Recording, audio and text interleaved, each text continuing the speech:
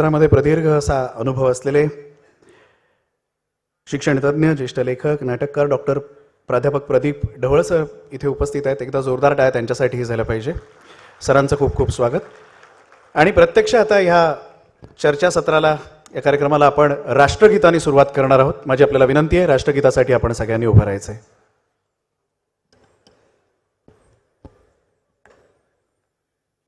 जनगण मन अधिनायक जय हे भारत भाग्य विधाता. पंजाब सिंध गुजरात मराठा द्राविड उत्कल गंगा. विंध्य हिमाचल यमुना गंगा उज्जल जलधि तरंगा. तव शुभ नामे जागे, तव शुभ आशीष मांगे. गाहे तव जय गाथा. जनगण मंगलदायक जय हे भारत भाग्य विधाता. जय हे जय हे जय हे जय जय जय जय हे. भारत माता की. मान्यवरांना आसनस्थ होण्याची विनंती करतो आणि सरस्वती वंदनेला आपण सुरुवात करावी अशी आपल्याला विनंती आहे. आणि मग त्यानंतर मान्यवरांना मी इथे या रंगमंचावरती आमंत्रित करीन.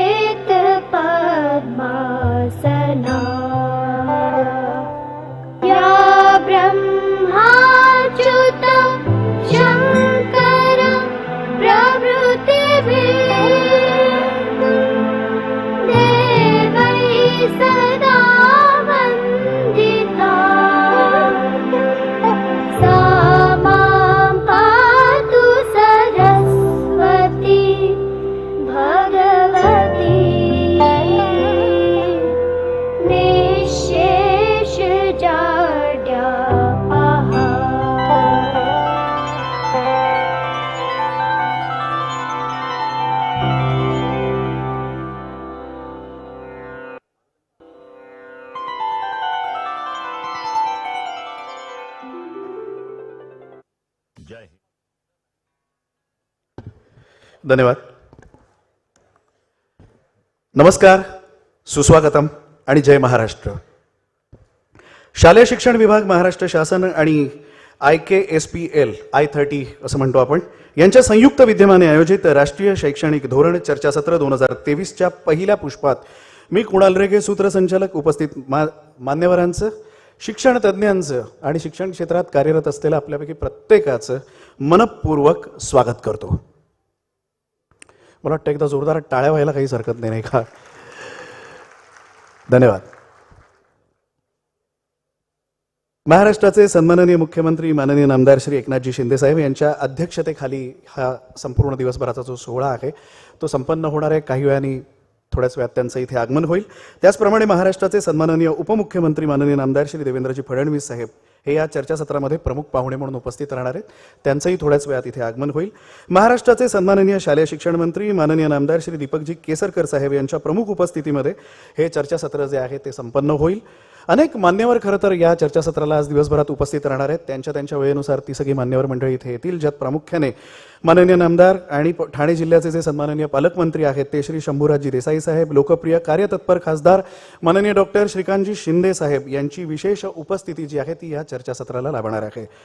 या व्यतिरिक्त राष्ट्रीय शैक्षणिक धोरणाबाबत विशेष मार्गदर्शन करण्यासाठी आज इथे या दिवसभरामध्ये या व्यासपीठावरती जे प्रशासकीय भारतीय प्रशासन सेवेतले अनेक मान्यवर इथे उपस्थित राहणार आहेत, ज्यात प्रामुख्याने माननीय प्रधान सचिव शालेय शिक्षण आणि क्रीडा विभाग महाराष्ट्र शासन श्री रणजित सिंग देओल साहेब, त्याचप्रमाणे माननीय संचालक SCERT शालेय शिक्षण विभाग श्री कौस्तुभ दिवेगावकर साहेब, माननीय उच्च शिक्षण संचालक महाराष्ट्र शासन डॉक्टर शैलेंद्र देवळाणकर साहेब, माननीय आयुक्त ठाणे महानगरपालिका श्री अभिजित बांगर साहेब आणि माननीय आयुक्त शिक्षण महाराष्ट्र शासन श्री सूरज मांढरे साहेब, ही सगळी मान्यवर मंडळी याच दिवसभरामध्ये या चर्चासत्राच्या निमित्ताने या व्यासपीठावरती उपस्थित राहणार आहेत आणि आपलं अत्यंत महत्त्वाचं असं जे मार्गदर्शन आहे ते आपल्याला करणार आहे। या व्यतिरिक्त अनेक मान्यवरांना आता मी इथे या व्यासपीठावरती आमंत्रित करतो। आपण सुरुवात करतो आहोत IKSPL I30 या संस्थेचे सन्माननीय संस्थापक रिटायर्ड कर्नल श्री राजेंद्र प्रसाद नडेला साहेब यांना एकदा जोरदार टाळ्या त्यांच्यासाठी झाल्या पाहिजे। मी नडेला साहेबांना विनंती करतो त्यांनी कृपया व्यासपीठावरती यावं, एकदा जोरदार टाळ्या त्यांच्यासाठी झाल्या पाहिजे। त्याचप्रमाणे IKSPL चे सन्माननीय सहसंस्थापक सुप्रसिद्ध अभिनेते आणि शिक्षणाविषयी त्यांची अक्षरशः तळमळ आहे, तळागाळात शिक्षण पोहोचलं पाहिजे यासाठी कार्यरत असलेले श्री विवेकानंद ओबेरायजी यांना विनंती करतो त्यांनी कृपया व्यासपीठावरती यावं, एकदा जोरदार टाळ्या त्यांच्यासाठी झाल्या पाहिजे। या व्यतिरिक्त माननीय ज्येष्ठ लेखक शिक्षणतज्ञ नाटककार डॉक्टर प्राध्यापक प्रदीप ढवळ साहेब यांना विनंती करतो त्यांनी कृपया व्यासपीठावर यावं, एकदा जोरदार टाळ्या त्यांच्यासाठी झाल्या पाहिजे। 32 वर्षाचा प्रदीर्घ असा अनुभव सरांसाठी आहे। सर बदलत्या व्यवस्थेमध्ये संस्थेची जबाबदारी काय असते यावरती बहुमोल मार्गदर्शन आपल्याला करणार आहे, सरांचं खूप खूप स्वागत। या व्यतिरिक्त संस्थेचे असोसिएट IKSPL चे जे शिक्षण तज्ञ आहेत आणि मेंटॉर आहेत असे माननीय हरीश मिश्रा साहेब यांना विनंती करतो त्यांनी कृपया व्यासपीठावर यावं, एकदा जोरदार टाळ्या माननीय हरीश मिश्रा साहेबांसाठी झाल्या पाहिजे। डॉक्टर नेहा बेलसरे मॅडम माननीय डेप्युटी डायरेक्टर SCERT महाराष्ट्र यांना विनंती करतो आपण कृपया व्यासपीठावरती यावं।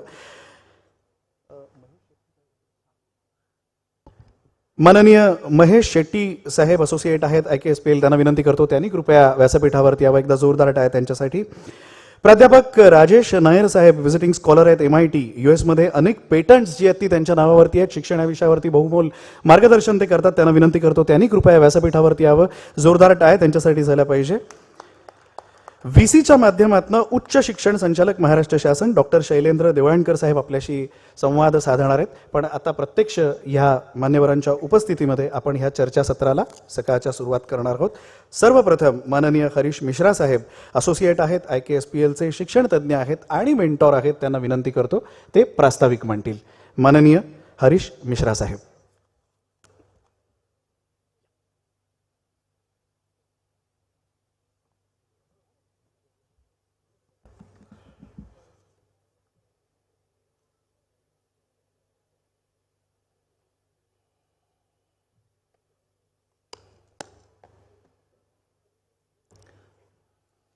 Good morning, everybody. It's my great pleasure to see you in such a huge crowd. This is our first National Education Policy Conclave held in Thane, where I would like to welcome all the dignitaries on the stage and the principals and trustees of the schools. In today's program, ministers, bureaucrats, and other dignitaries are going to be there. They are going to give guidelines, guidance, and some more activities will be there. We want you should contribute yourself to the best level. Some booklets are given.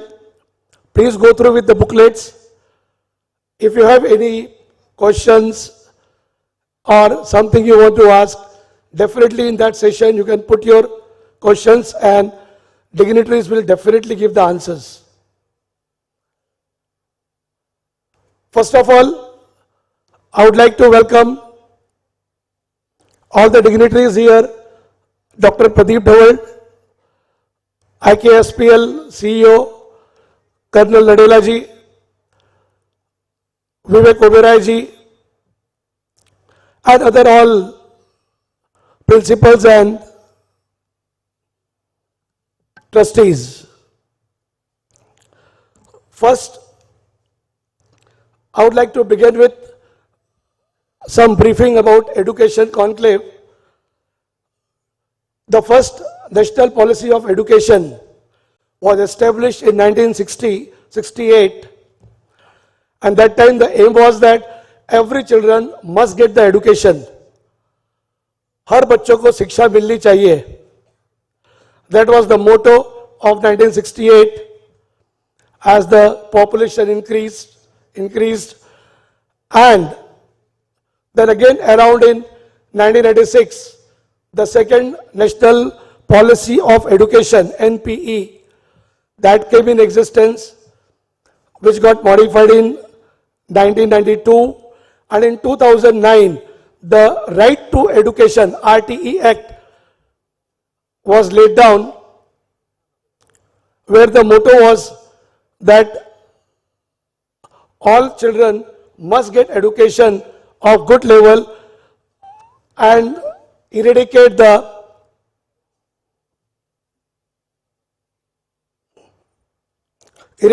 caste, creeds, sex, religion, and all should get a comparable good quality of education. As the time passes, with more than 141 crore Indians today, as we have entered the forthcoming Amrit Kal of India, the much needed National Education Policy 2020 is all set to bring about an education revolution for India in true sense. The new education policy, the motto is educate, encourage, and enlighten. With the help of technology and blended system, we want to develop Skill India, Digital India, and Atmanirbhar India. I, on behalf of IKSPL, am certain that with the initiative of present government, ministers and bureaucrats, NEP will play a pivotal role in enhancing, upgrading and building our country's academic scenario. Today's conclave will be addressed by our distinguished ministers, secretaries, bureaucrats, followed by a panel of discussion. These interactions and exchange will enrich us about NEP and answer the how, what, why, and when aspect of it. I hereby request all our guests and invitees to sincerely participate in the conclave and make the best out of today's event. I am confident that we all will leave this conclave with focused and detailed information about NEP and its objective. Once again, I earnestly welcome all the guests and invite to this conclave. Let's take our first step towards making a positive difference. Thank you. Thank you, everybody.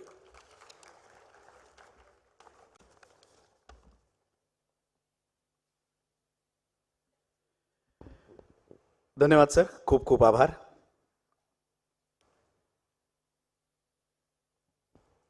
मी मगाशी म्हटलं त्याप्रमाणे शिक्षणाविषयी ज्यांच्या मनामध्ये खरंच तळमळ आहे आणि तळागाळामध्ये जाऊन शिक्षण जे आहे ते तळागाळातल्या सर्वसामान्य विद्यार्थ्यांपर्यंत पोहोचलं पाहिजे, यासाठी प्रचार आणि प्रसार ते करत असतात आपल्या कार्यातून.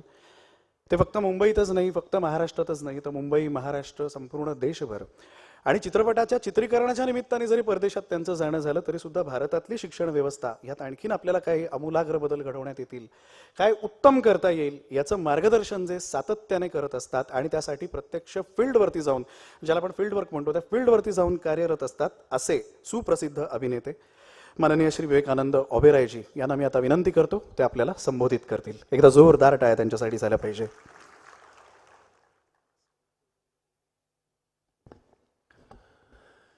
Namaskar, Jai Hind. It's a very proud moment to be here today, representing our company, iScholar. iScholar is not just an organization, it's not just a company to us, it's a mission, because we truly believe that education can change our society, our nation, and be a building block for the future of the world. Education के जो मायने हैं हमारे भारतीय संस्कृति में सदियों से बहुत important है. जब हिंदुस्तान की बात होती है तो लोग पिरामिड्स की बात नहीं करते हैं, बात करते हैं नालंदा की, तक्षशिला की। ताजमहल से पहले तक्षशिला की बात होती है। भारत को विश्व गुरु क्यों कहा जाता है? इसीलिए कहा जाता है because the quality of education in India, the quality of education that we have been able to instil in our children, जिस वजह से आज हमारे बच्चे जो यहां से पढ़कर निकले हैं, या उन संस्कृति, उन वैल्यूज, उन संस्कारों को लेकर, उन टीचिंग के इनहेरेंट मॉड्यूल्स को लेकर, कैपेबिलिटीज को, कमिटमेंट को, ये वैल्यू सिस्टम को लेकर विदेश जाकर आज सभी टॉप कंपनीज के जब सीईओज का नाम लिया जाता है तो उसमें सारे हिंदुस्तानी आपको मिलते हैं, भारतीय मिलते हैं। And that has been the contribution of all the incredible people sitting in front of me and people on stage today, क्योंकि ये सभी एजुकेशनिस्ट हैं। एजुकेशनिस्ट शायद इंडस्ट्रियलिस्ट की तरह उतना न्यूज़पेपर में नहीं आते, लेकिन जो एजुकेशनिस्ट का कंट्रीब्यूशन है, जो सामान्य टीचर्स से लेकर, स्कूल ओनर्स से लेकर, प्रिंसिपल्स से लेकर, यूनिवर्सिटीज से लेकर, जितने लोग एजुकेशन के फील्ड में हैं, ये जो फोकस इंडियन कल्चर में एजुकेशन पे रहा है, इसकी वजह से there has been a phenomenal impact on the presence of where we are today. This golden era of Bharat is based on the contribution of educationists for the last 7 decades. My personal experience with education, 2008 में I was in Vrindavan and got involved in a rescue operation of girls who were being forced into child prostitution, forced labor. बहुत बुरा हाल था। बच्चियां बहुत ही मासूम थीं। They were the eldest was 13 and the youngest was 5, and they were being sold. It's a tragic truth, bitter truth of our times, our world. But when we rescued them, हमें लगा कि इनका सशक्तिकरण कैसे करना चाहिए? How do we empower these children? How do we empower these girls to pull them out of this kind of societal trap? Today you're rescuing them. Tomorrow what happens? What happens if they're not independent? What happens if they're not strong? But they're only 5, 6, 7, 8 years old. How do you empower them for life that lies ahead of them? They will always be seen as victims. And that was the advent, that was the launch of something that we put together called Project Devi. Devi, full form is Development and Empowerment of Vrindavan Girls Initiative. But the concept of Devi was to empower these girls, to make them all feel pure, like goddesses, and strong, like Shakti. And the whole idea was beyond religion. Girls of all castes, all communities, all religious backgrounds were brought into this program. We started by giving them free food, free education end free health care. और इससे हमने देखा कि ये जो बच्चियां जो कभी भी फॉर्मल एजुकेशन सिस्टम में नहीं थी, जैसे ही वो आई, within months, not years, within months they began to adapt. वो बच्ची जो ABC नहीं लिख सकती थी, साल भर के अंदर अंदर कंप्यूटर्स पे काम कर रही थी। सो वी सॉ phenomenal transformation. That project, by the grace of almighty, by the grace of a lot of large-hearted, generous donors, people who saw the initiative and said कि हमें भी इसमें जुड़ना है, बहुत अच्छा काम हो रहा है, truly nation building का काम हो रहा है, society को सही दिशा में ले जाने का काम हो रहा है, education का काम हो रहा है. We started to empower them through education. We started with one small school, completely free, then the second, then the third. Today we are at a point where we're opening the fourth in the non-profit, and we have impacted since 2008 more than 15,000 girls that have been rescued and empowered through education. कई बच्चियां जो छोटे छोटे से गांव से थी, आज वो विदेश में स्कॉलरशिप में जा रही हैं, पढ़ रही हैं.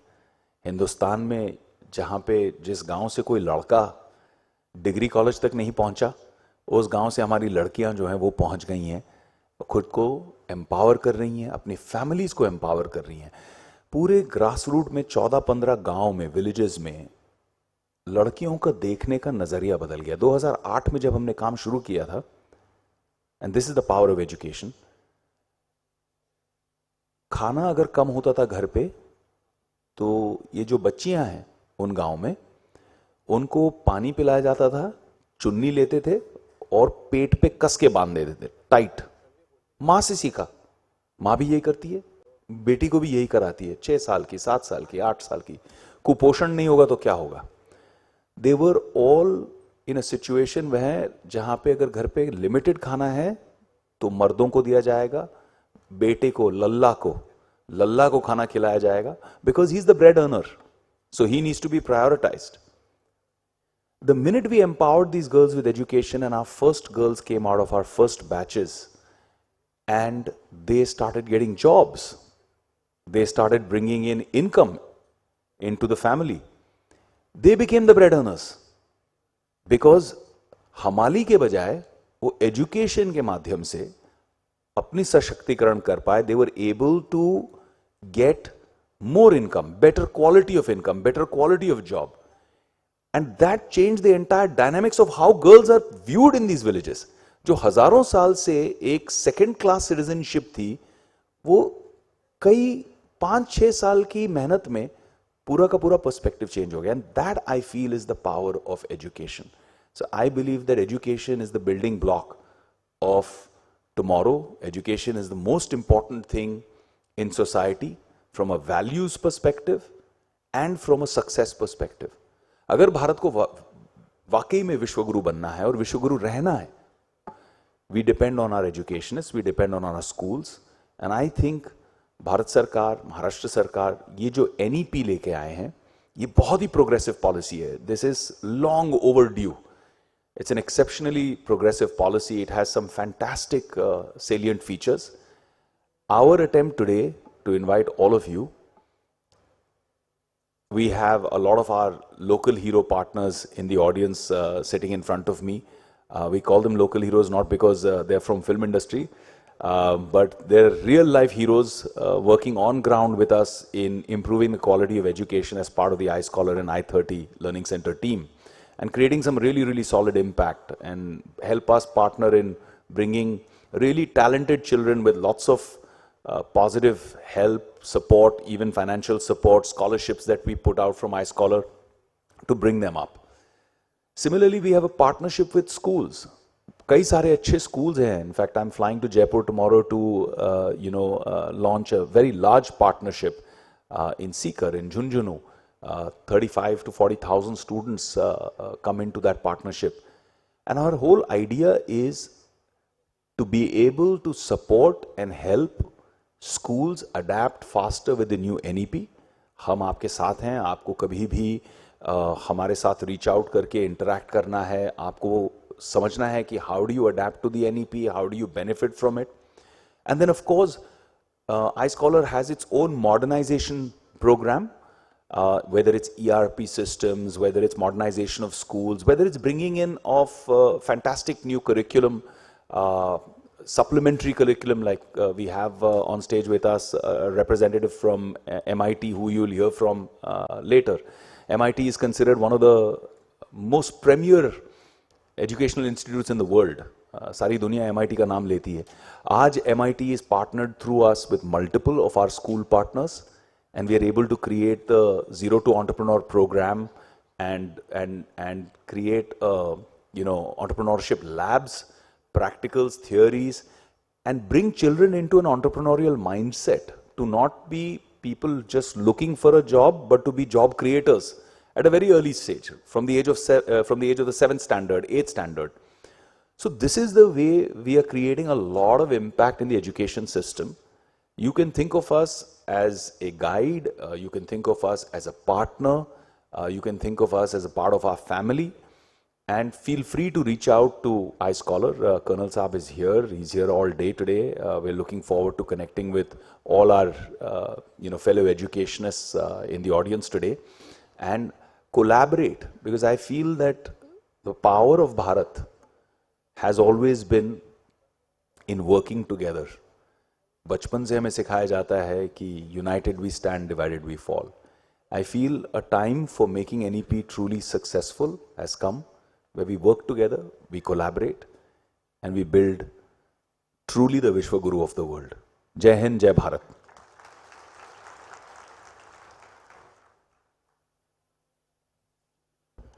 धन्यवाद सर, थँक्यू व्हेरी मच. मला वाटतं एकदा जोरदार टाळ्या व्हायला पाहिजे ना, आपण इतके हळू का टाळ्या वाजवतो. धन्यवाद.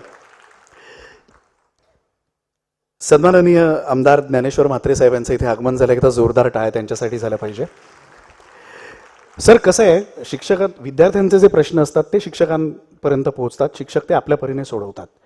पण शिक्षकांचे पण काही प्रश्न असतात ना, संस्थेचे काही प्रश्न असतात, ते कोणी सोडवायचे, तर त्यासाठी आपला एक माणूस कोणतरी लागतो. असा आपला माणूस तिथे आहे, एकदा जोरदार टाळ्या त्यांच्यासाठी झाल्या पाहिजे.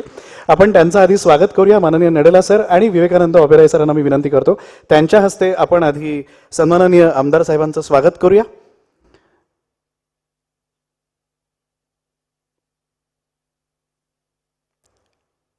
माननीय आमदार साहेबांना विनंती करतो, आपण रंगमंचाच्या मध्यभागी यावं. या प्लीज. पुष्पगुच्छ सन्मान चिन्ह देऊन आपण माननीय आमदार साहेबांचं स्वागत करणार आहोत.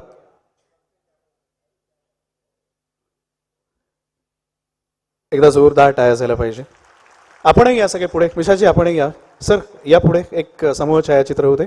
शाल, पुष्पगुच्छ आणि सन्मान चिन्ह.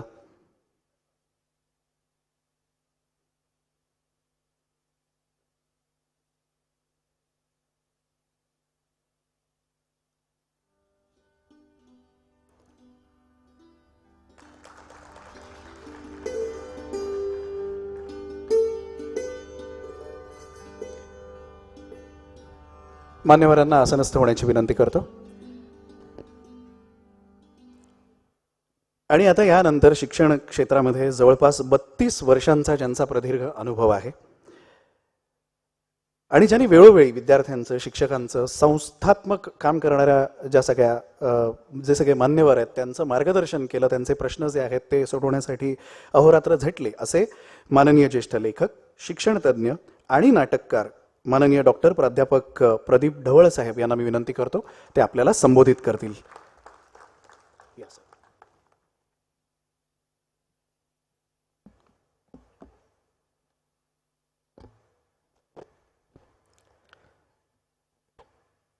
ज्यांच्या नावातच विवेकानंद आहे असे विवेक ओबेरॉय, मिस्टर नडेला, आमचे आमदार मित्र म्हात्रे सर, राजेश नायर, काही दिवसापूर्वी सुशील आणि अमित हे दोघेही माझ्याकडे हा प्रस्ताव घेऊन आले आणि म्हणाले की डवळस जम्मू काश्मीरमध्ये अशा प्रकारचं ओरिएंटेशनचा कार्यक्रम झाला, आपल्याकडे का नाही. मी म्हटलं ठाण्यात चालेल, मुख्यमंत्री ठाण्याचे आहेत आणि कदाचित त्यामुळे अशा प्रकारचा कार्यक्रम आपल्या ठाण्यातच व्हावा. आणि मग एक दिवस आम्ही शिक्षण मंत्र्यांना गाठलं आणि शिक्षण मंत्र्यांना सांगितलं की अशा प्रकारची ओरिएंटेशनची खूप गरज आहे. आज आम्ही सगळेजण संभ्रम अवस्थेमध्ये आहोत. शिक्षण संस्था असतील, प्राचार्य आहेत, शिक्षक आहेत. गेली इतकी अनेक वर्ष आम्ही ट्रेडिशनल एज्युकेशन मध्ये इतके गुंतलेलो आहोत की ज्या व्यवस्थेमध्ये जसा विवेकजी आता म्हणाले त्याप्रमाणे मास्तर संपला आणि प्राध्यापक, शिक्षक जन्माला आले. पूर्वी मास्तर ह्या संकल्पनेला इतकं महत्व होतं की ज्याच्यामध्ये एक अर्थ दडलेला आहे. मातेच्या स्तरावर जो राबतो तो मास्तर.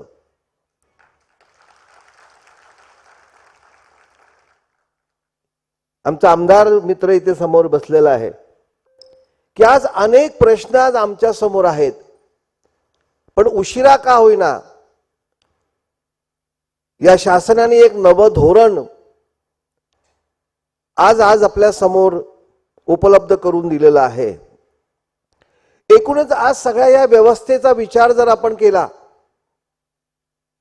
तर श्रमाशिवाय पैसा, ज्ञानाशिवाय पदवी योग्यतेशिवाय पद आणि चारित्र्याशिवाय प्रतिष्ठा ही बदलत्या युगाची आश्वासनं प्रत्येकाची दिशाभूल करतायत. विद्वत्ता, व्यासंग, चारित्र्य, संशोधन, लेखन ही मूल्यच हरवलेली आहेत. आणि या सगळ्या हरवलेल्या मूल्यांमध्ये विद्यार्थी घडवायची जबाबदारी केवळ शाळा कॉलेजेसवरती येऊन पडलेली आहे. आणि मगाशी मी नायर सरांशी बोलत होतो. He is working in USA as a educationist कि सर हमारे पास तो क्लासरूम में 80-80, 90-90 बच्चे लोग हैं. कॉलेज में तो 120 के ऊपर बच्चे लोग हैं. आणि एकच शिक्षक ज्या परिस्थितीमधना मुलगा येतोय त्या परिस्थितीमध्ये घडवायचा प्रयत्न करतोय. आणि म्हणून अनेक परदेशामध्ये आमची मुलं आज महत्वाच्या पदांवरती काम करतायत. आज नव्या शिक्षण पद्धतीमुळे काय होणार आहे, त्याचे काय परिणाम होणार आहेत, याचा विचार संस्थांना पहिल्यांदा करावा लागणार आहे. की पूर्वी आर्ट्स, कॉमर्स, सायन्स हे ट्रेडिशन ठरलेलं होतं, किंवा मी वकील होईल किंवा डॉक्टर होईल. आता अनेक ब्रांचेस उभे राहिलेले आहेत. आणि म्हणून शिक्षकांना असेल, संस्थांना असतील, आज विद्यार्थ्यांची स्ट्रेंथ काय आहे, त्याला काय आवडतं, म्हणजे नव्या पॉलिसीप्रमाणे मुलांसमोर बास्केट ठेवलं जाईल आणि या बास्केटमधनं त्याने निवडायचं आहे, उचलायचं आहे, त्यांना काय हवं आहे ते. मी नेहमी एक गोष्ट सांगतो, 3 दगडफोडे असतात आणि त्या दगडफोडांचं कामच दगड फोडणं आहे. एका दगडफोडाला विचारला, अरे तू काय करतोयस, तो मला दगड फोडतोय. दुसऱ्याला विचारला, अरे तू काय करतोयस, त्यावर तो मला मंदिराच्या पायरीसाठी दगड फोडतोय.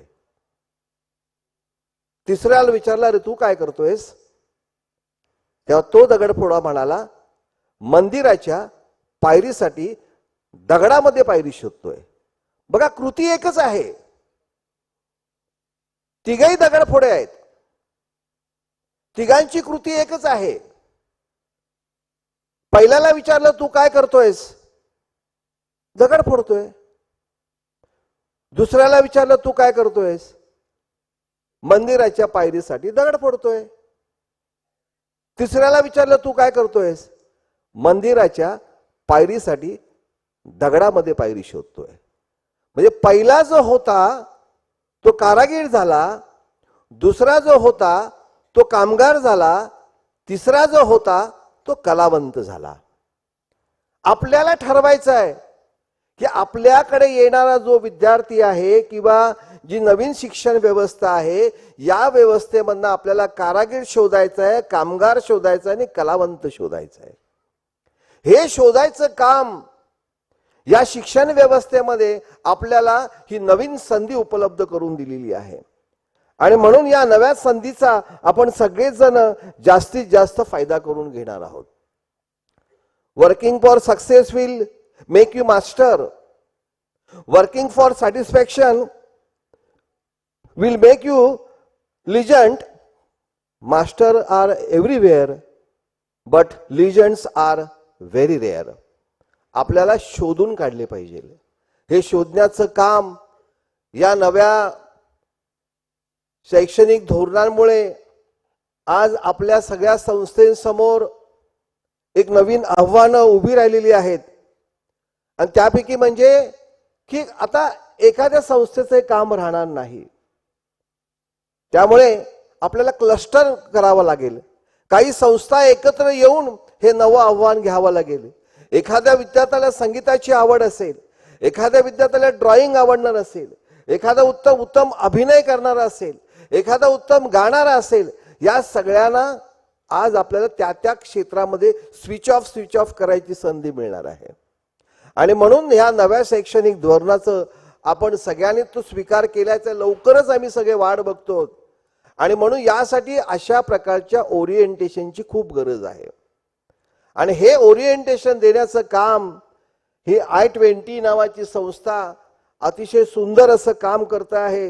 कोणीतरी पुढाकार घ्यावा लागतो. ओबेरॉय साहेबांसारखं व्यक्तिमत्व या संस्थेच्या मागे उभं आहे. तळागाळातल्या विद्यार्थ्यांपर्यंत आपण पोहोचलं पाहिजे, वेगवेगळे प्रयोग केले पाहिजे. आणि खरं म्हणजे शिक्षकांनी, प्राचार्यांनी आज म्हणजे मी ज्यावेळी प्राध्यापक 1988ला एका महाविद्यालयामध्ये झालो तेव्हा I was a builder sir. Oberoi साहेब, मैं उस वक्त तो बिल्डर था. ज्ञानेश्वर, मुद्दाम लक्षात ठेव, कारण तू तर ठरवून आमदार झालेला आहेस, राजकारणात आलेला आहेस, प्रचंड संघर्ष करून. गोड आहे आमचा हा आमदार, काहीतरी करेल अशी अपेक्षा आहे. अनेक संस्थांचे प्रश्न आहेत, शिक्षकांचे प्रश्न आहेत, प्राचार्यांचे प्रश्न आहेत. तो वेगळा विषय, त्याच्यावरती पुन्हा परिसंवाद वेगळे ठेवावे लागतील. पण कुठेतरी चांगलं नेतृत्व करणारं व्यक्तिमत्व आज आमच्या शिक्षकांना सापडलेलं आहे ज्ञानेश्वरीच्या रूपाने. आणि स्वतः आदरणीय मुख्यमंत्री म्हणजे अगदी मुख्यमंत्री व्हायच्या आधीच त्यांचं एक स्वप्न होतं.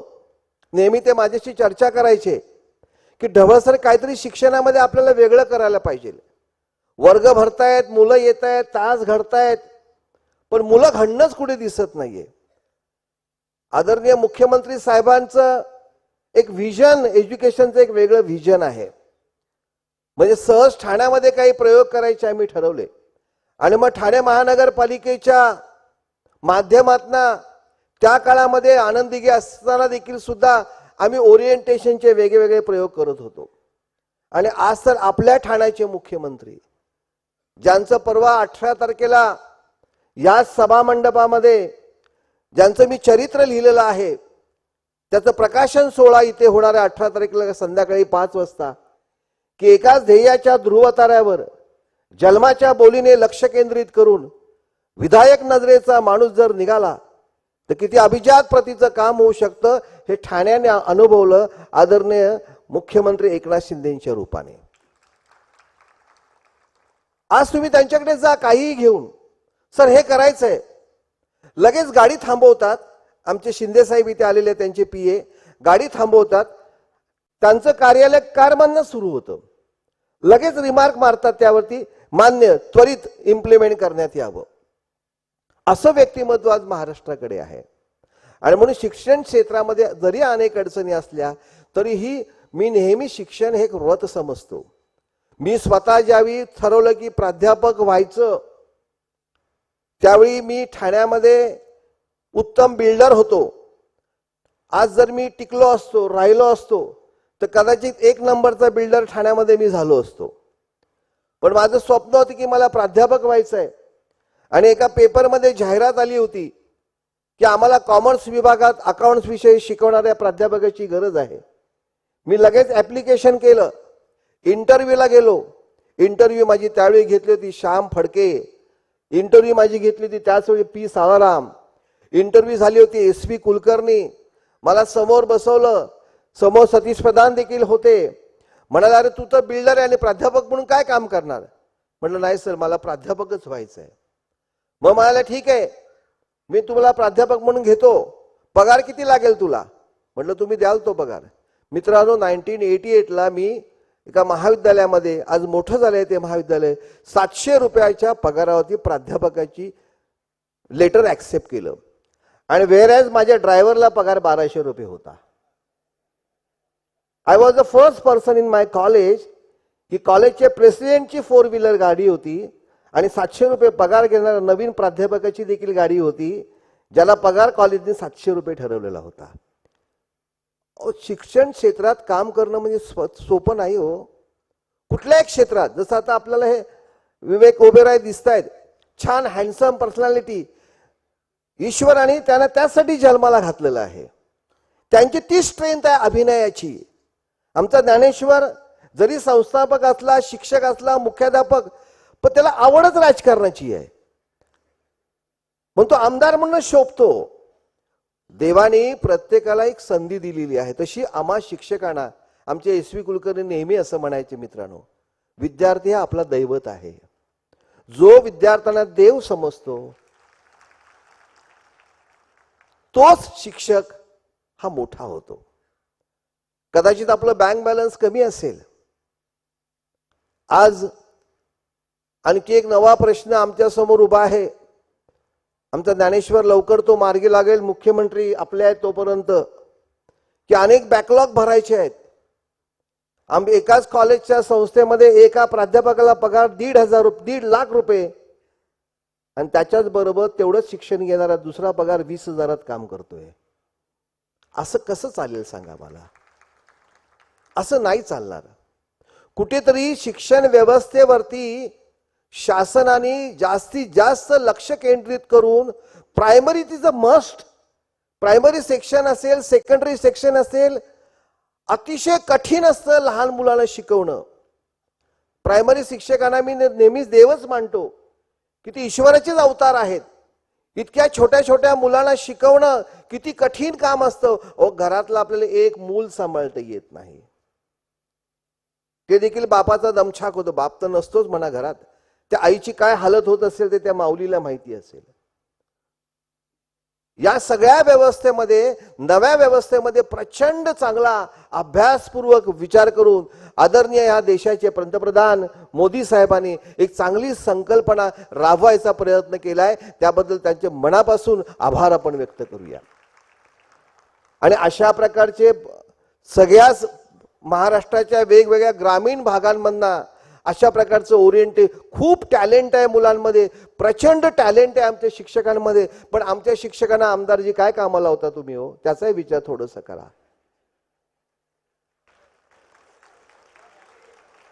ते बंद करा. आम्हाला तुम्ही गुरं मोजायला लावता, आम्हाला तुम्ही बकरे मोजायला लावता, आम्हाला रेडे मोजायला लावता, म्हशी मोजायला लावता आणि अपेक्षा करता की चांगला शिक्षक व्हायला पाहिजे, चांगला विद्यार्थी व्हायला पाहिजे. मुक्त करा या सगळ्यातनं आम्हाला. आणि बघा तुम्हाला आम्ही किती सुंदर विवेक ओबराय सारखे विद्यार्थी पुढे घेऊन आणू शकतो. शिक्षकांची आवड असते हो. मला मुद्दाम एक छोटीशी गोष्ट सांगायची असते जी घडलेली आहे महाराष्ट्रात. केव्हा तरी प्रत्येकाने तिथपर्यंत जावं. मी ठाण्यामध्ये आनंद विश्व गुरुकुल नावाची डे गुरुकुल शाळा सुरू केलेली आहे. म्हणजे प्राचार्य बसलेले आहे तिथे. मी आमच्या प्राचार्यांना नेहमी सांगतो, बाबा बोर्डात पहिला नाही आला मुलगा चालेल, पहिला माणूस म्हणून त्याला घडू द्या. ही काय फॅक्टरी नाही अजिबात. दाबलं बटन फर्स्ट क्लास मध्ये. अहो तो फर्स्ट क्लास मध्ये येणारा मुलगा येणारच आहे, तर आपलं काय कर्तृत्व आहे त्याच्यामध्ये? आम्ही 17 ऍक्टिव्हिटीज सर आमच्या संस्थेमध्ये घेतो.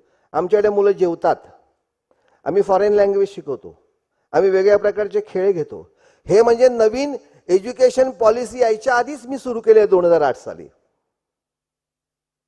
की 1च्या नंतर. आता तर मी सांगितलंय शिक्षकांना शनिवारी नो दप्तर वर्गात, दप्तरच नको. किती ओझं आपण विद्यार्थ्यांवरती लादणार आहोत, याचा सगळीकडे विचार करायची गरज आहे. आपल्याला सगळ्यांना ही एक गोष्ट नक्की माहिती असेल की मला ते खूप आवडते शिक्षकांना समोर बघितल्यावर सांगायची. ती नंदुरबार जिल्ह्यामधली आहे, तालुका साक्री आणि गावाचं नाव आहे सामोडे. या सामोडे नावाच्या गावामध्ये तुम्ही जर गेलात तुम्ही, तर सगळी तिथे जी वस्ती आहे, ही सगळी वस्ती आपण जर पाहिली तर भिल्लाट समाजाची वस्ती आहे, भिल्ल वस्ती आहे. आणि या भिल्ल वस्तीमध्ये शिक्षणाची काही फारशी आवड त्या काळात नव्हती.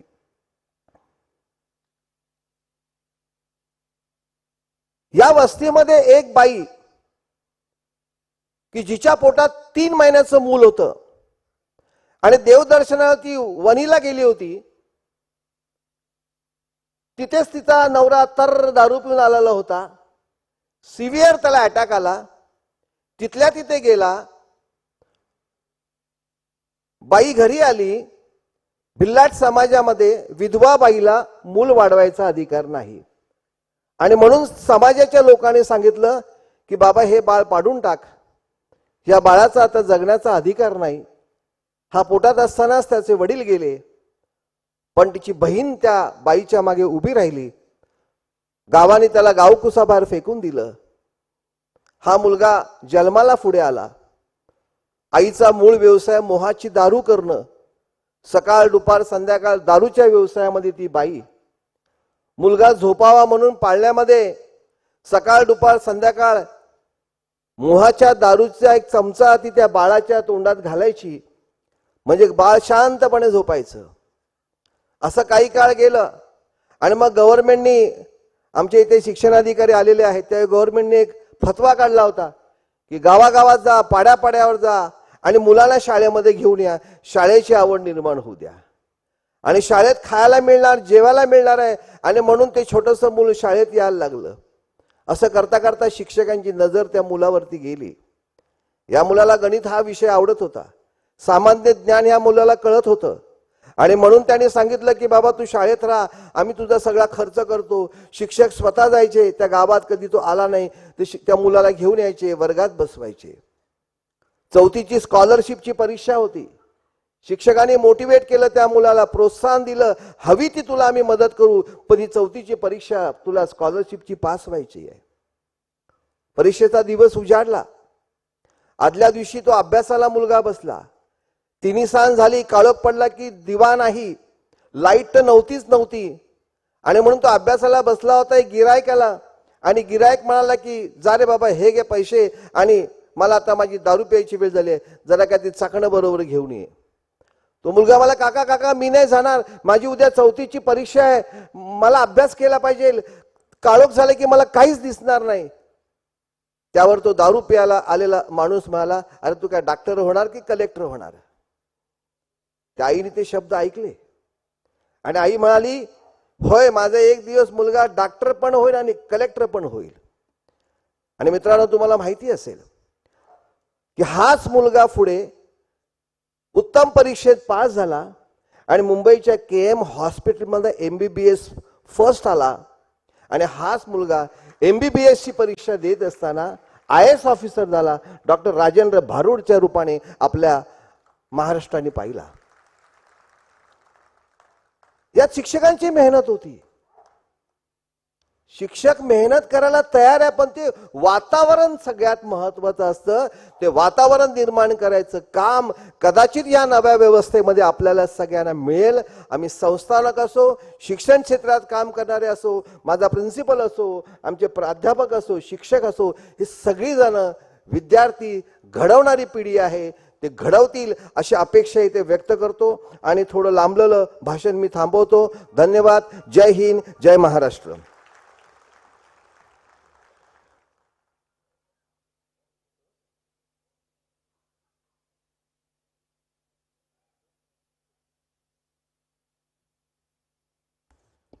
एकदा जोरदार टाळ्या सरांसाठी झाल्या पाहिजे. खऱ्या अर्थाने एक प्राध्यापक जे मार्गदर्शन करत असतात आपल्याला, तसं त्यांनी मार्गदर्शन केलं आपल्याला, नाही का?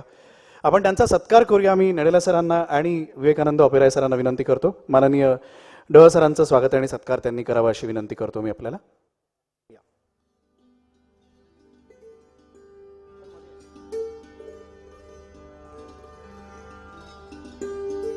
नडेला सरांना विनंती करतो त्यांनी शाल प्रदान करावी.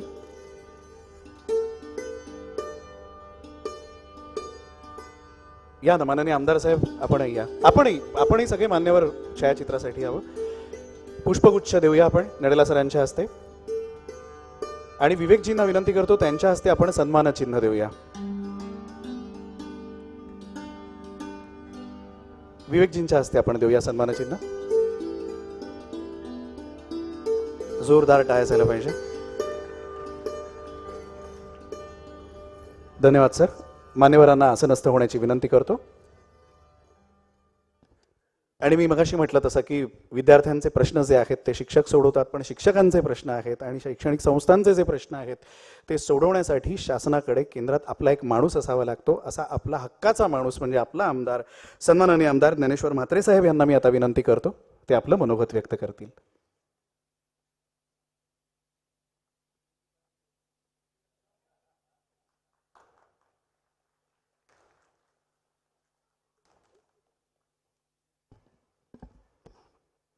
नमस्कार. शालेय शिक्षण विभाग आणि IKSPL यांच्या संयुक्त विद्यमाने नवीन शैक्षणिक धोरणावर हे चर्चासत्र आयोजित केलं आहे आणि या चर्चासत्रासाठी थोड्याच वेळामध्ये या कार्यक्रमाला येणारे राज्याचे मुख्यमंत्री उपमुख्यमंत्री साहेब पण कदाचित येऊ शकतात. शिक्षण मंत्र्यांनी 12:30चं टायमिंग दिलेलं आहे आणि आपल्या सर्वांना हे संपूर्ण हा जो हॉल भरलेला आहे या हॉलला प्रफुल्लित करण्यासाठी आणि सुंदर असं स्पीच ज्यांनी दिलेलं आहे ते सिने अभिनेते आपल्या सर्वांचे आवडते आदरणीय विवेकजी ओबेरे साहेब, त्याचबरोबर मंचावर उपस्थित IKSPL चे संस्थापक आदरणीय RP नडेला साहेब,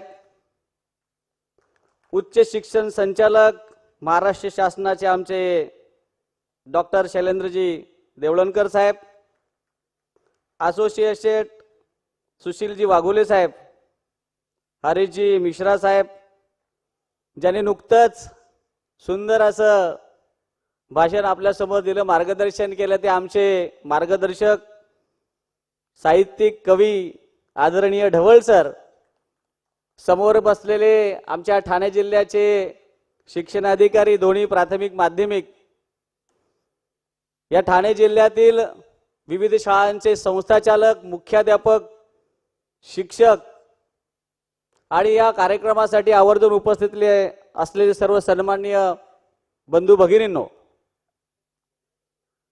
विवेक जी 2 ही महीना हुआ है मुझे चुन के आने के बाद और राइट टाइम पे मैं वहां पे पहुंचा सभागृह में, ऐसा मुझे लग रहा है.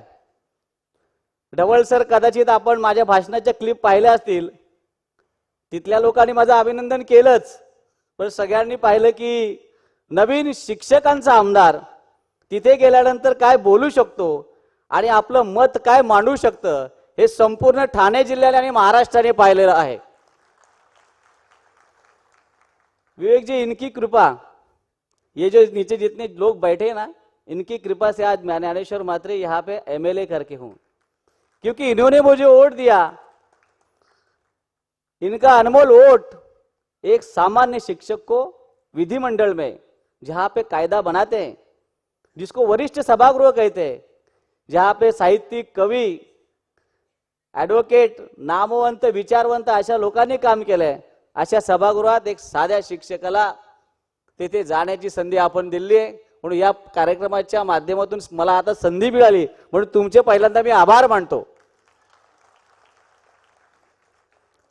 नवीन शैक्षणिक धोरण आपल्या भारत देशाचं आलेलं आहे आणि हे शैक्षणिक धोरण पुढे आणण्यासाठी आपल्या देशाचे पंतप्रधान नरेंद्रजी मोदी साहेब यांनी ठरवलं की राज्यामध्ये सगळीकडे एकच शैक्षणिक पद्धती असावी, ज्या शैक्षणिक पद्धतीमध्ये विद्यार्थी हा केंद्रबिंदू असेल आणि विद्यार्थ्याने काय करावं, विद्यार्थ्याला स्वतःची ओळख पण करता यावी आणि भविष्यामध्ये जी काही नवीन नवीन धोरणे येतील त्यावर मात करून एक सक्षम विद्यार्थी पुढे गेला पाहिजे, याकरता हे शैक्षणिक धोरण आलेलं आहे. आणि या शैक्षणिक धोरणामध्ये विद्यार्थ्याच्या प्रत्येक कलागुणाला आणि शिक्षकाला सुद्धा वाव मिळणार आहे आणि त्याची सुरुवात या वर्षापासून होणार आहे आणि त्याची सुरुवात आज आपण करूया. आणि सुरुवात करतानाच आपल्या राज्याचे मुख्यमंत्री, उपमुख्यमंत्री या ठिकाणी येऊन आपल्याला शुभेच्छा देणार आहे. म्हणून आपण ठाणेकर, आपण सर्व काय आहोत, काय आहोत, ठाणेदार आहोत आणि भाग्यवंत आहोत की आपल्या कार्यक्रमाची सुरुवात या ठाणे जिल्ह्यातून विवेकजी आपल्या उपस्थितीमध्ये होत आहे. म्हणून आम्ही सर्वजण खरोखरच भाग्यवान आहोत. आम्हाला खूप काम करायचं है. विवेक जी, किसी को लगता है कि टीचर बोलने के बाद उनको लगता है टीचर बहुत बड़ा है, उसके पास बहुत पूंजी रहेगी, लेकिन हमारे ढवल सर ने जो बोला ना उसके अलग ही कुछ है. हमारा टीचर काम कर रहा है लेकिन घर चलाने के लिए उसको बूट पॉलिश करने का काम पड़ रहा है, भाजी बेचने का काम कर रहा है, सब्जी बेचता है वो, कोई वड़ा पाव पे गाड़ी पे काम कर रहा है. ऐसी हालत हमारे टीचरों की है और उसको सुधारने के लिए हमारे राज्य के मुख्यमंत्री साहब ने अभी नवंबर महीने में एक डिसीजन लिया कि जितने भी टीचर है उनको ग्रांट पे लाया जाए, 61,000 टीचर को 1100 कोटी रुपए का ग्रांट दिया है। पहले मुख्यमंत्री जे आणि उपमुख्यमंत्री आणि शिक्षण मंत्री पहिल्यांदा असं डिसिजन घेतलं ढवळ सर आपल्याला माहिती आहे। मैं रात को 1:30 बजे साहब के यहाँ पे गया था। मुख्यमंत्री हमारे थाने डिस्ट्रिक्ट के, हमारा घर का रिलेशन है। 1:30 बजे मैं गया और उनको बोला साहब आपने आश्वासन दिया है और आश्वासन न तोड़ने वाला मुख्यमंत्री आप हो, इसलिए कुछ भी करो। साहेबांनी त्याच वेळा रात्री 1:30 वाजता माननीय शिक्षण मंत्री दीपकजी केसरकर साहेबांना फोन केला आणि सांगितलं की उद्या बाळासाहेबांची जयंती आहे, आपण दिलेला शब्द पूर्ण करायचा आहे। उद्याच्या उद्या आपण 1100 कोटी रुपयाचं अनुदान मंजूर करा आणि नंतर ते पटलावरला एवढं चांगलं काम सर देवळणकर साहेब तुम्हाला माहिती आहे की कोणतंही काम पटलावर येताना सगळं पहिल्यांदा कॅबिनेट मध्ये येणार आणि नंतर पुढे जाणार, पण उलट झालं की असं चांगलं काम केलं आहे।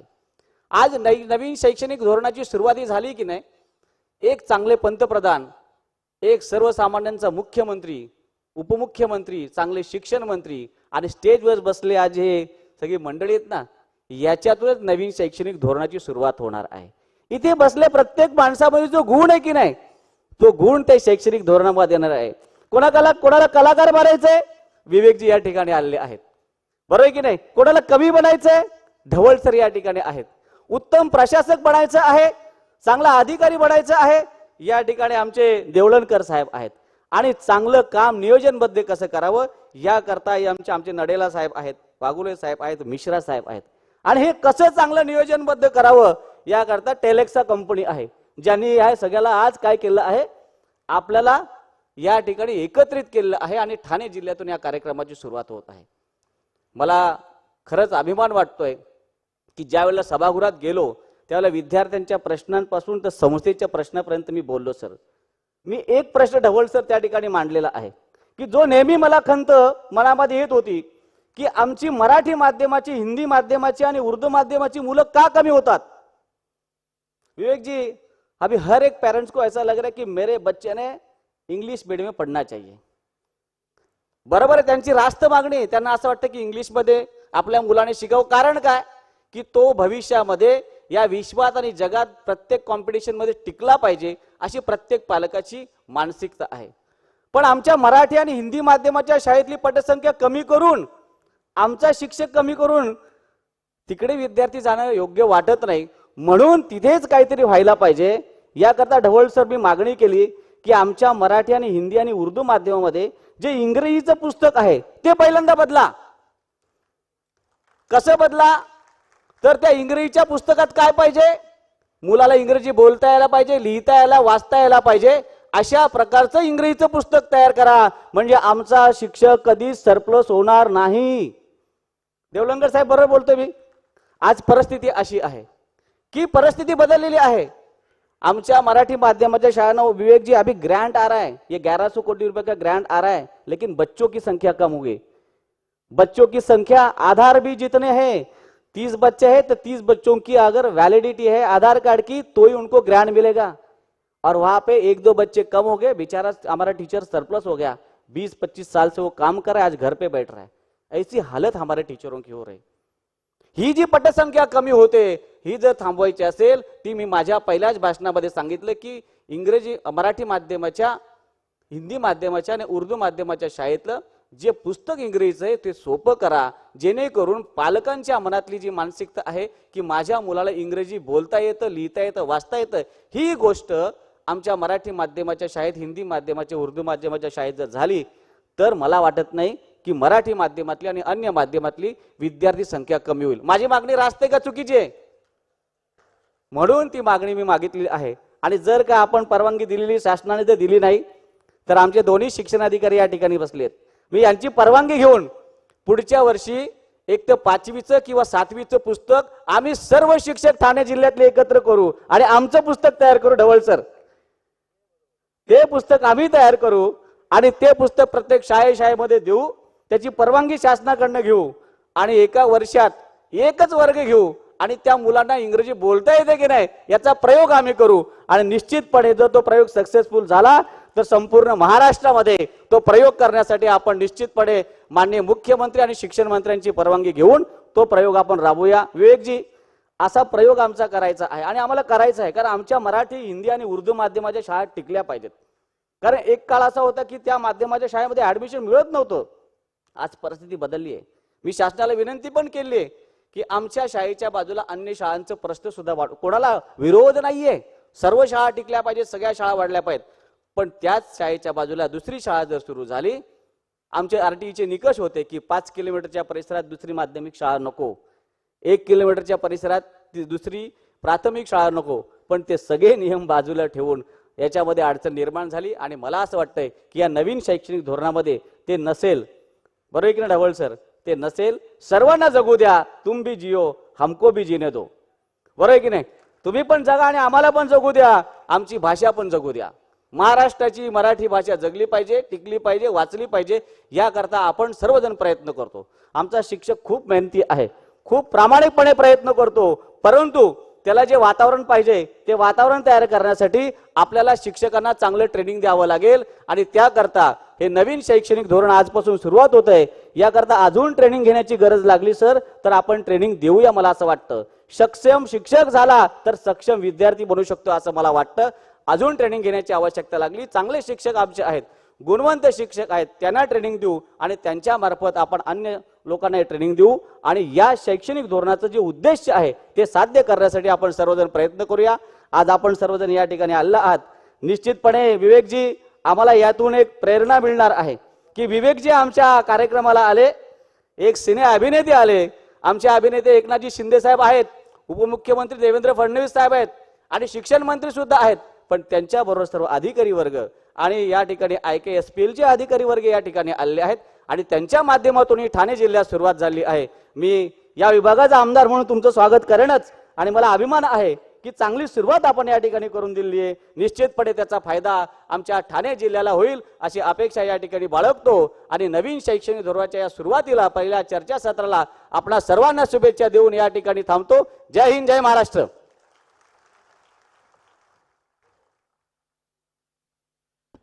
धन्यवाद माननीय आमदार साहेब, खूप खूप आभार. आपल्याकडे डॉक्टर नेहा बेलसरे मॅडम उपस्थित आहेत. माननीय डेप्युटी डिरेक्टर आहेत SERT महाराष्ट्र शासन. त्यांना विनंती करतो त्यांनी कृपया व्यासपीठावरती यावं. एकदा जोरदार टाळ्या त्यांच्यासाठी झाल्या पाहिजे. Doctor Neha Belsare madam. आणि यानंतर मी आता आमंत्रित करतो माननीय प्राध्यापक राजेश नायर साहेब यांना. व्हिजिटिंग स्कॉलर आहेत, MIT संबंधित आहेत. मी मगाशी म्हटलं तसं स्कॉलर या शब्दामध्येच खरं तर सगळं आलेलं आहे. मॅडमचं खूप खूप स्वागत. आपल्याला विनंती आहे आपण कृपया आसनस्थ व्हावं. युनायटेड स्टेट्समध्ये ज्यांच्या नावावरती अनेक पेटंट्स आहेत आणि शिक्षण या विषयावरती ते कार्यरत आहेत, अनेक संस्था त्यांचं मार्गदर्शन घेत असतात, असे प्राध्यापक राजेश नायर साहेब यांना मी विनंती करतो ते आपल्याला मार्गदर्शन करतील.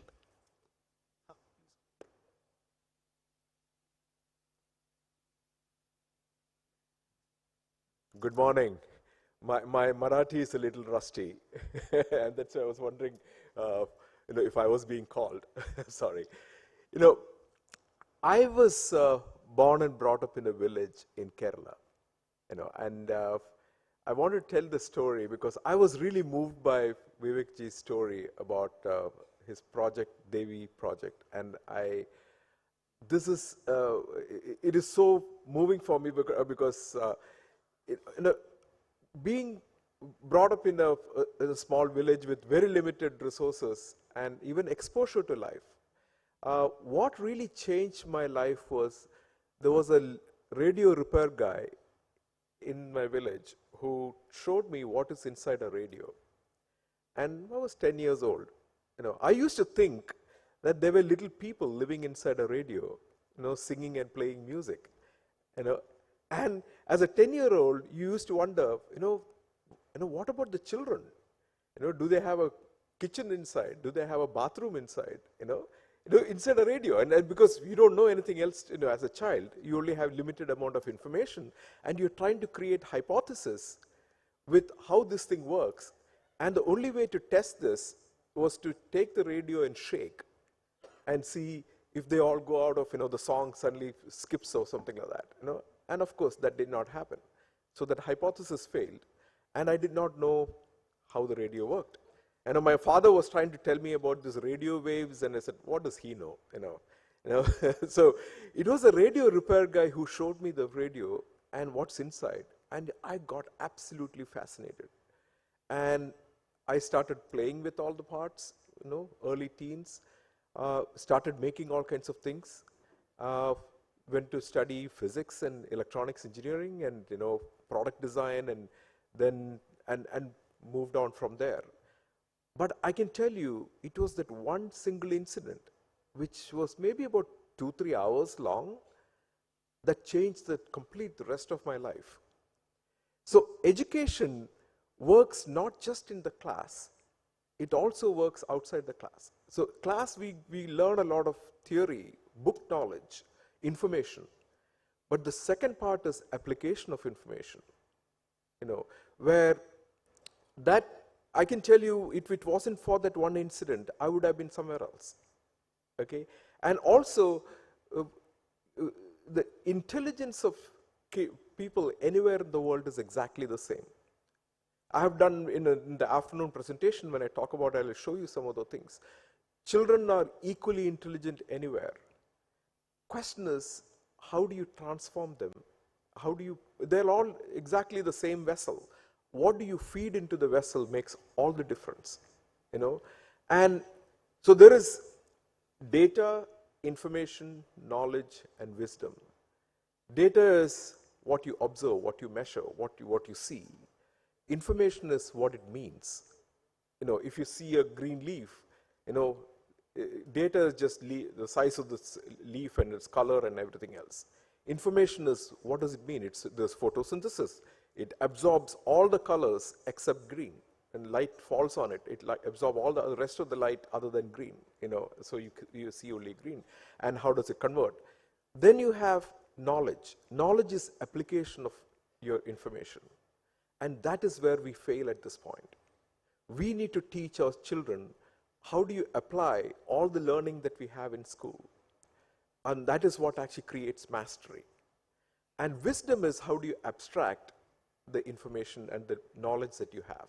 If I could learn one thing, what do I take out of that, and how do I apply it in a completely different space? And that is the level of wisdom. Our education system currently is at the information level. We teach them facts that they need to memorize and write exams without exactly knowing what they're applied for. What does it all mean?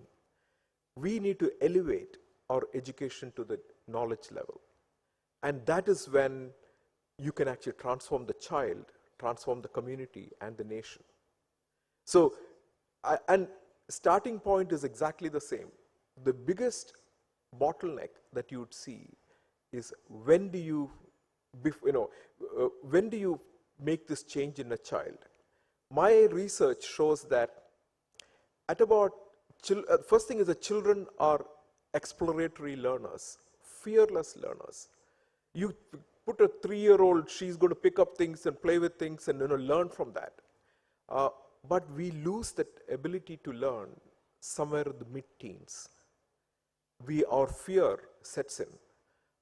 We are teaching them only few things, and we spoon feed them information. And you slowly start to realize that the child started losing the confidence to learn on their own. And we need to change that. If we can intervene in a child's life before 15 and show them how to learn, how to build their confidence in themselves, you can change the child, you can change the adult, and you can change the society, because this child is going to grow up and create solutions, create value through companies or whatever else, create jobs, create wealth. That intervention needs to happen. And that has been my work, and I will actually talk more about it later in the afternoon. I think there is a session on that. So with that, I again thank you so much for inviting me, and Colonel Rajendra Nadella has been a good friend, and I thank you for inviting me. Of course, Vivekji for being here, and thank you so much, and we'll catch up later in the afternoon. Thank you.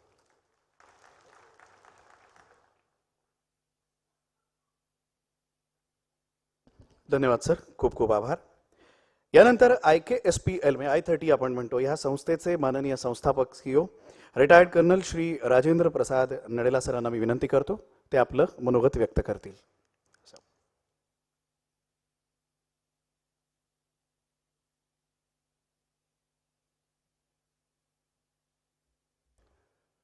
ये पानी का bottle बहुत ज़रूरी है. हमारे school में एक ही principal होते थे, वो कभी सामने आते थे तो गला सूख जाता था. अभी मुझे बताया गया सामने 1000-1200 प्रिंसिपल बैठे हैं, मेरा क्या हाल हो रहा है आप समझ सकते हैं. I think I have one confession to make, and I think I can. Rajesh Nair ji from MIT, he'll also part of it. We both need to confess, and we were wishing that we went to school and learned Marathi, because इतना बढ़िया speeches चल रहे थे और हमें कुछ समझ में नहीं आ रहा था. सिर्फ जय महाराष्ट्र समझ में आया, तो जय महाराष्ट्र.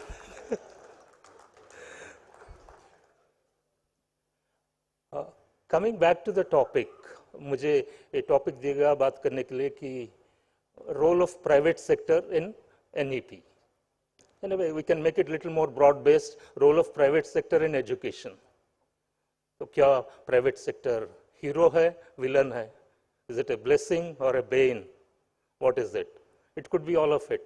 And अभी तक तो मंत्री जी सब पहुंचे नहीं हैं, तो हम ईमानदारी से बात कर सकते हैं. ओके. आप सब लोग नेगेटिव हो गए सोशल मीडिया देख देख के. ऑनेस्टली बात करते हैं, मतलब ये नहीं कि सिर्फ क्रिटिसाइज करेंगे, अच्छे बात भी हो सकता है. आपके सामने एक कंप्लीट आयरनी खड़ा है.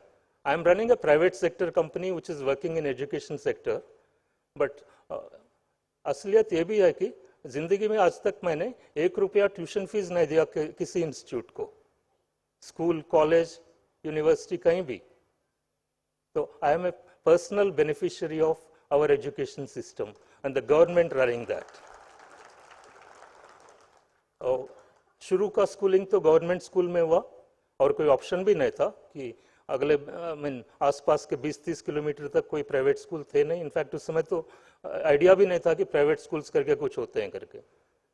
वहाँ से फिर एडमिशन मिला सैनिक स्कूल में, वहाँ फ्री स्कॉलरशिप मिला, तो वहाँ भी कोई फीस नहीं लगा. सैनिक स्कूल से सिलेक्शन हो गया नेशनल डिफेंस एकेडमी, महाराष्ट्र में पुणे में पढ़ाई करने का मौका मिला, तो वहाँ भी फीस नहीं लेते थे. फिर वहाँ से इंडियन मिलिट्री एकेडमी, एंड इस बीच में किसी ने डिग्री भी दे दिया, मुझे पता नहीं कौन सी यूनिवर्सिटी, जवाहरलाल नेहरू यूनिवर्सिटी. आज तक वो कहाँ पर है मालूम नहीं, सिर्फ सुना है कि दिल्ली में आए करके. सो इस तरह का मेरा एजुकेशन चला. और एक तरीके से मजाक भी है. मेरे बेटी को बताया मैंने कि NDA में जब हम डिग्री करते थे 21 सब्जेक्ट थे, तो क्योंकि मैंने भी सुना कहीं कि NDA में इतने सब्जेक्ट है करके. तो बेटी ने एक ही टेस्ट रखा, सिर्फ सब्जेक्ट के नाम लिस्ट करो, फिर मान लूंगा कि आपने पढ़ाई किया करके. जोर से गिनती शुरू किया, 14 पे आके अटक गया. तो फिर आप समझ सकते हैं कि बेटी क्या समझती कि पापा कितना पढ़ाई किया. उसके ऊपर से एक दिन सर्टिफिकेट देखने लगी, उसमें क्या 12th का सर्टिफिकेट था नहीं मेरे पास. तो पूछा क्यों? मैं बोला हमारे टाइम पे 11th में NDA एग्जाम पास होते थे तो प्रेसिडेंट का एग्जाम्पशन था, यू कुड डायरेक्टली ज्वाइन डिग्री, इसलिए हमें 11th के बाद डिग्री मिल गया. So in a proper education system अभी तो यानी you are actually 11th pass. So now you can understand why I am working so hard to do something in education, and I am also very excited by NEP. National education policy में this is one of the advantages. पुराने education system में क्या ना, वो 100 metre race type का है. वो starting point पे बच्चों को सब लाइन अप करो, on your marks get set go.